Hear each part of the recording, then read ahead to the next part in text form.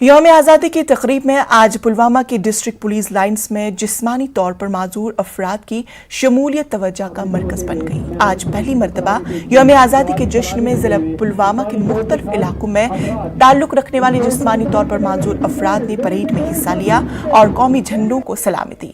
उन अफराद ने कहा है कि आजकल के दौर में जिस्मानी तौर पर कमजोर अफराद जिंदगी की हर शोबे में लोहा मनवा रहे हैं। उन्होंने आज पहली बार तिरंगा हाथ में लेकर परेड में हिस्सा लेने पर खुशी का इजहार किया।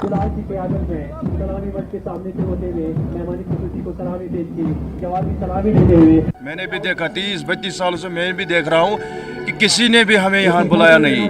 ये पहला डीसी साहब है जिन्होंने हमें यहाँ पर बुलाया।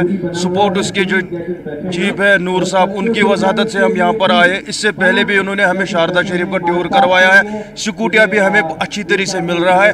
लेकिन ये हमारे साथ 30 सालों से जो मिसबिहेवियर हो रहा था कि माजूर लोगों को छोड़ दो, ये हो रहा था। लेकिन आज जो सरकार है, आज जो हुकूमत है, आज जो डीसी साहब है, सपोर्ट ऑफिसर साहब है, ये हमें बहुत इज्जत दे रहे हैं।